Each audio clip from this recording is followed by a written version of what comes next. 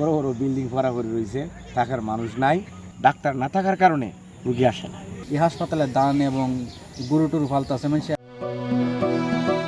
হাসপাতাল মানেই ডাক্তার আর রোগী মিলে উপচে পড়া ভিড়। স্বাভাবিকভাবে আমরা এমনটা ভাবলেও এখানে যেন ঠিক তার উল্টো চিত্র।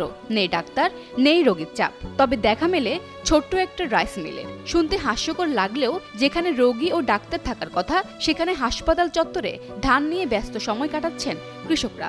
শুকনো ধান রাখতে ব্যবহার করছেন হাসপাতাল ভবন। এখানে তো আপনারাই দেখতে পারি, মানে পরিস্থিতি বাধ্যতা শিকার যে আমরা রাস্তায় এই জায়গা জুগা বৃষ্টির কারণে খালি পাইছি, রুগী টুগি নাই, ডাক্তার নাই, খালি পাইছি, দান পাইছি। নেত্রকোনার খালিয়াজুড়ি উপজেলা স্বাস্থ্য কমপ্লেক্সটিতে চিকিৎসকের চরম সংকট। ঠিকমতো ডাক্তার না থাকায় এখন রোগীও আসেন না। বর্তমানে হাসপাতালটি কাজে লাগছে স্থানীয় কৃষকদের।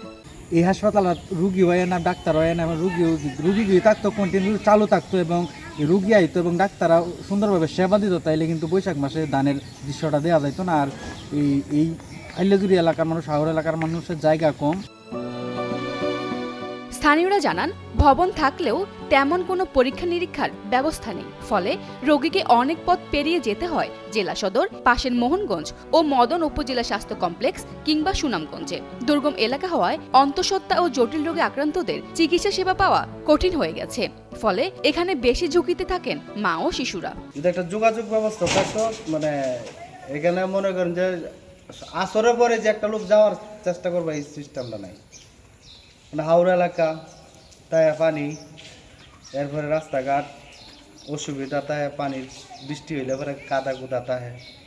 যদি খালিয়াজুড়ি থেকে বলি বন্ধ একটা সৌরভ হতো, তাইলে যে এই হসপিটাল কালি থাকে না। সঠিক প্যাড আর সঠিক তথ্য দিয়ে এসব সামলে নিব এক হয়ে। Monalisa sanitary napkin.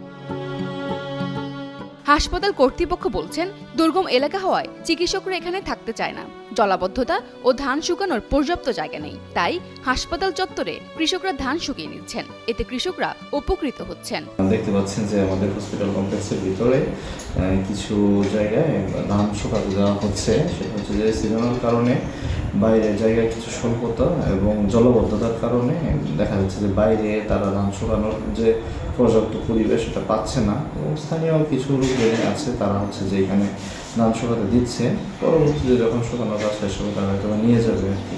তাদেরকে বলা হয়েছে যে আসলে কী কারণে করা হচ্ছে। তারা দেখা যাচ্ছে যে স্থান স্বল্পতার কারণেই তারা এই কাজটা করছে। হাসপাতালে মোট পদের সংখ্যা 109টি। এর মাঝে 50টি পদই শূন্য।